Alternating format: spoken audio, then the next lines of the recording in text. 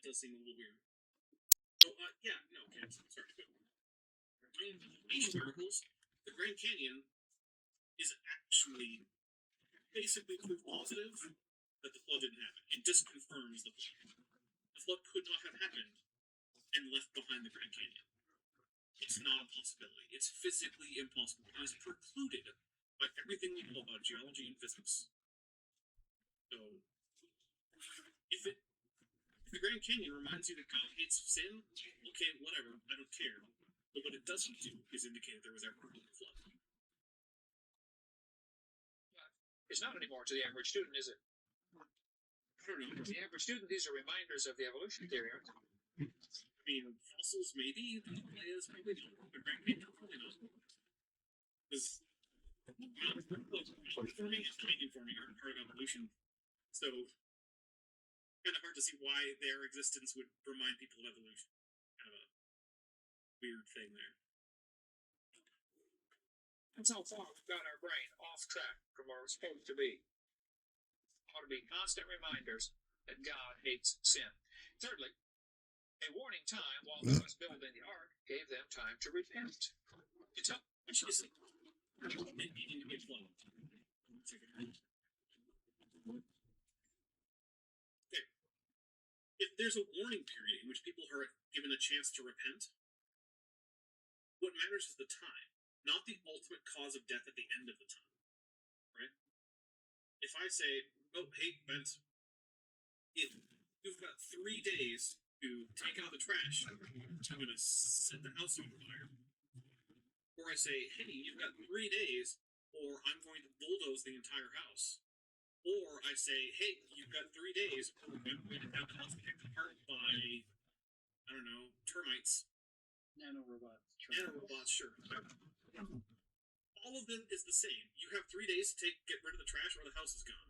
So what are you going to do? You're probably going to start taking care of the trash. Does it matter which one is at the end of that? Not much. Particularly. Yeah. So if it's like, oh, hey, at the end of whatever warning period, I'm going to drown you, or I'm going to snap my fingers and you're just going to disappear and be gone. Whatever, it doesn't actually help us differentiate between which of these would be a good idea.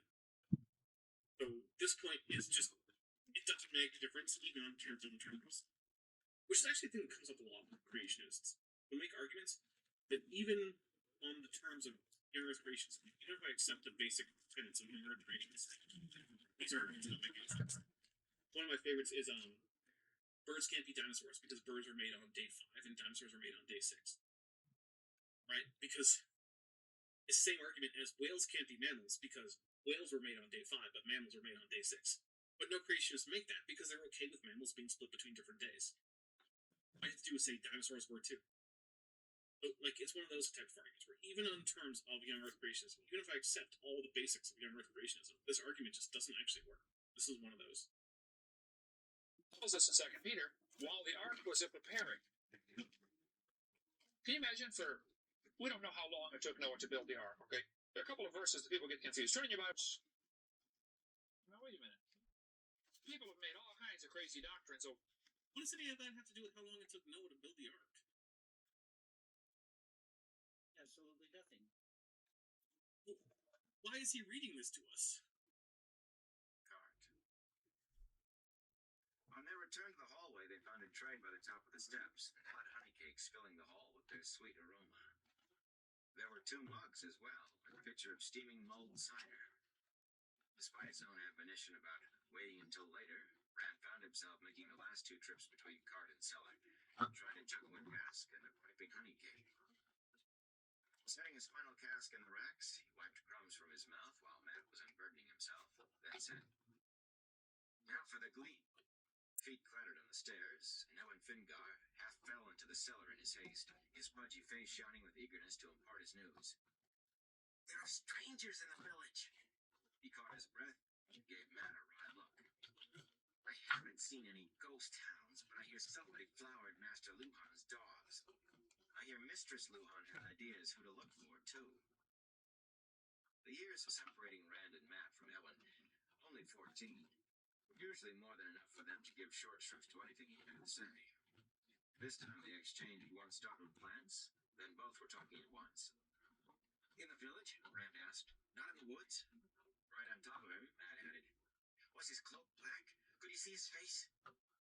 Ellen looked uncertainly from one of them to the other, then spoke quickly when Matt took a threatening step. Of course I could see his face. And his cloak is green, maybe gray. It changes. It seems to fade into wherever he's standing. Sometimes you don't see him, even when you look right at him. Not unless he moves. And hers is blue, like the sky. And 10 times fancier than any feast day clothes I ever saw. She's 10 times prettier than anybody I ever saw, too. She's a high-born lady, like in the stories. She must be. Her? Rand said. Who are you talking about? Squeezed his eyes shut. They're the ones I meant to tell you about, Matt muttered, before you got me off on that. He got off, putting aside for a sharp friends that one. They arrived last evening. Matt went on for a moment. I took rooms here at the inn. I saw them right in. They're horses. I never saw horses so tall or so sleek. They look like they could run forever. I think he works for her.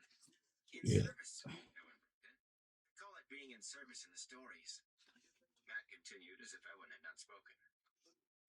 Anyway, he defers to her, does what she says. Only he isn't like a hired man. A soldier, maybe. The way he wears his sword, it's part of him, like his hand or his foot. He makes the merchant's guards look like cur dogs. I never even imagined anyone like her. She's out of a Gleeman story. She's like... He paused to give Ellen a sour look. Like a high-born lady, he finished with a sigh. Who are they? Ellen asked. Except for merchants, once here to buy tobacco and wool, and the peddlers. But neither was it pleasant, especially so soon without a gun. A quick look about the green showed him only what he had seen before. Playing, people preparing for festival, and no one more than glancing in his direction. The spring pole stood alone now, waiting. Bustle and childish shouts filled the side streets. All was as it should be, except that he was being watched. Then something led him to turn around, to raise his eyes. On the edge of the inn's tile roof perched a large raven, swaying a little in the gusty wind from the mountains. Its head was cocked to one side. One black eye was focused. He swallowed until anger flickered in him, hot and sharp. Filthy carrion eater, he muttered. I am tired of being stared at, Matt growled. And Rand realized his friend had stepped up beside him and was frowning at the raven, too. They exchanged a glance, then as one their hands lifted for rocks. The two stones flew true. The raven stepped aside. The stones whistled through the space where it had been. Fluffing its wings once, it cocked its head again, fixing them with a dead black eye, unafraid, giving no sign that anything had happened. Rand stared at the bird in consternation. Did you ever see a raven do that? He asked quietly. Matt shook his head without looking away from the raven. Never. Nor any other bird either. A vile bird, came a woman's voice from behind them, melodious despite echoes of distaste. To be mistrusted in the best of times. With a shrill cry, the raven launched itself into the air so violently that 2 black feathers drifted down from the roof's edge. Startled, Rand and Matt twisted to follow the bird's swift flight over the green and toward the cloud-tipped mountains of mist, tall beyond the westwood, until it dwindled to a speck in the west, then vanished from view. Rand's gaze fell to the woman who had spoken. She, too, had been watching the flight of the raven, but now she turned back, and her eyes met his. He could only stare. This had to be Lady Moray, and she was everything that Matt and Ellen had said. Everything, and more. When he had heard she called Nynaeve a child, he had pictured her as old, but she was not. At least, he could not put any age to her at all. At first he thought she was as young as Nynaeve. The longer he looked, the more he thought she was older than that. There was a maturity about her large, dark eyes, a hint of knowing that no one could have gotten young. For an instant he thought those eyes were deep pools about to swallow him up. It was plain why Matt and Ellen named her a lady from a Gleeman's Tale, too. She held herself with a grace and air of command that made him feel awkward and stumble-footed. Full 2 days later, posting several times that day and the next, sometimes tagging me, but I was clearly not notified. And on July 1st, he declares himself victorious in this conversation with himself. Then for this last bit, he decides to time travel back to June 28th for his tweet about the 4th blog post, tack that on there as the closer, and pretend that was me chiming back in to resume conversation. Can you imagine being this aggressively pathetic that you have to fabricate an entire conversation by stitching together tweets from a dozen different threads completely out of order just to convince your loser followers that you're winning something? It's like he's concocted some kind of fan fiction revenge porn, muttering, "Take that, you stupid jerk," as he furiously types away in his mom's basement, and then decides to publish it as actual content. It's the saddest thing I've ever seen. I mean, the DI is nothing but losers top to bottom, but this is so sad that it almost makes you pity the guy. Anyway, that about does it for Jonathan McLatchie, another fraud on the payroll of a prominent Christian propaganda mill, doing what he does best, lying for Jesus. I've exposed these clowns so badly that even their flock is starting to notice, so this is the best they can do. Write some lies for a blog so that the people who will never watch my content have something to point at, read none of it, and conclude that I've somehow been dealt with. So that's it for today. Stick to coffee runs for the higher-ups, Johnny. You do not have a talent for this. And to Meyer and pals, I've got a bunch more of these coming, so good luck with the next wave of desperate damage control. You may want to find a new angle. Whining about how mean I am is getting a little stale. To everyone else, I'll see you next time. Hey everyone, so some of you may remember my relatively recent demolition of James Tour and his anti-science antics in the realm of origin of life research.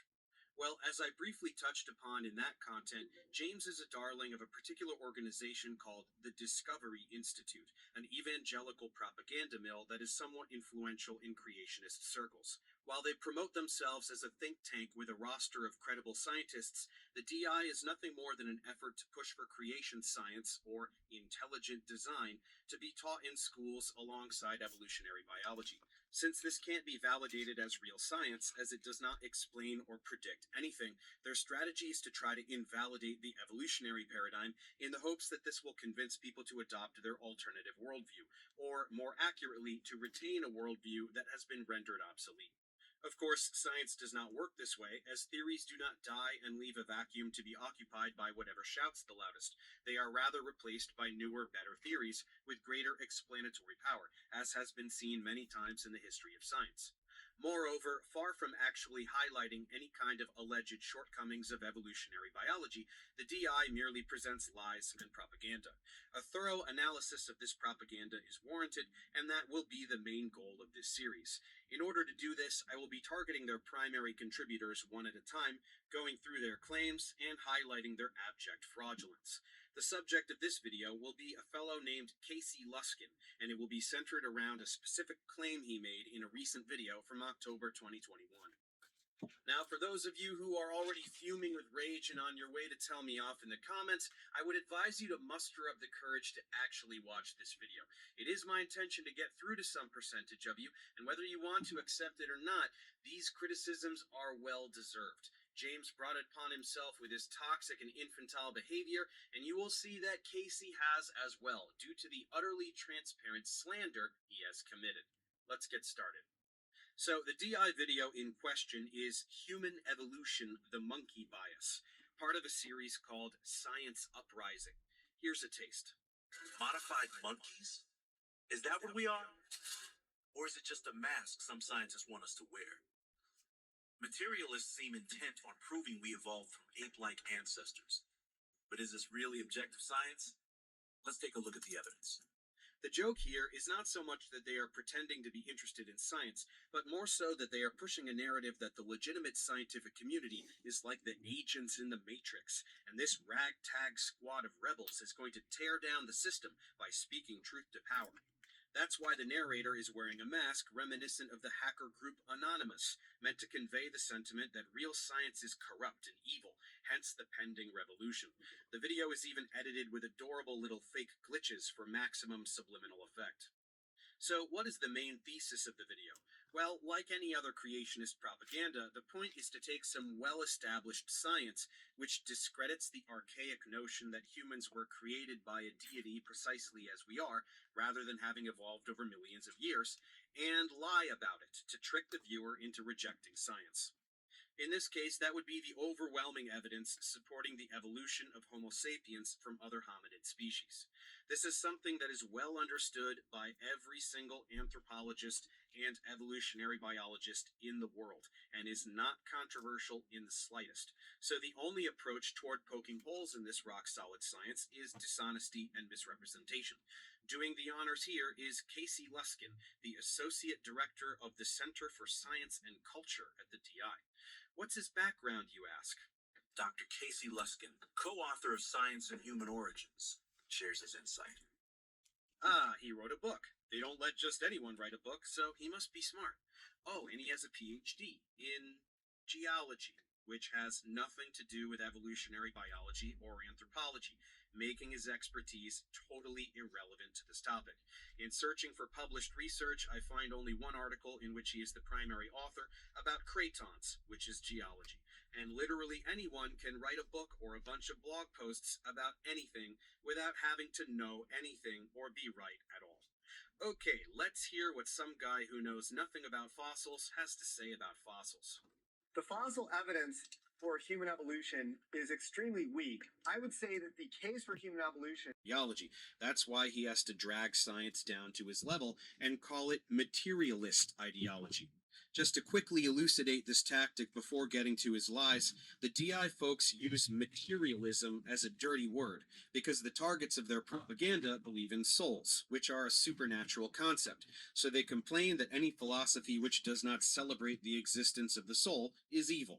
Well, science is the study of the physical world, so science is inherently materialistic. Science is materialism. Anyone who says otherwise does not know what science is. The DI folks back themselves into a corner by pretending to be pro-science while rejecting literally all of science. The reason evolution is science and intelligent design is not, is prediction prior to investigation. Evolutionary biology predicted that the human form should emerge slowly through geologic time from a basal hominid form. It's a prediction about what we should find upon investigating, just like we do in geology or astronomy or any other field. It's how science works. And when we investigated, we did indeed find this slow morphologic change. The anatomically modern human morphology emerges slowly over 7 million years through over 24 species and thousands of individual specimens from our last common ancestry with chimpanzees. These species that act as missing links, which have been uncovered over the centuries, show incontrovertibly the evolutionary history of Homo sapiens from the rather unassuming Miocene apes. Given how many hominin species are known and the transitional morphologies they display, the entire field of biological anthropology must somehow be called into question. The illustrations and drawings of these missing links are often highly speculative. To the creationist, there can only be what we see today. There are apes, and there are humans, and nothing in between. Of course, the word apes simply means members of the family Hominidae, so this is a bit like saying that there are only canines and dogs, and nothing in between. It doesn't actually make sense. But of course, what they mean is that humans are a special creature made by a deity precisely as we are, and that there are no transitional species. Therefore, anything science labels a transitional species must be Pick Neanderthals as very primitive. If a Neanderthal were to walk in the door right now, you would not be able to distinguish them most likely from a modern human being. Well, yeah, Homo neanderthalensis lived concurrently with Homo sapiens, and we did not evolve from them. In fact, it wasn't until we left Africa that we encountered them in Eurasia and either outcompeted them or killed them. Luskin is pretending that science proposes we evolved from Neanderthals. It doesn't. But let's get to the main act. The primary target of the video is Lucy, the famous set of fossils belonging to a member of Australopithecus afarensis, one of many important intermediary species.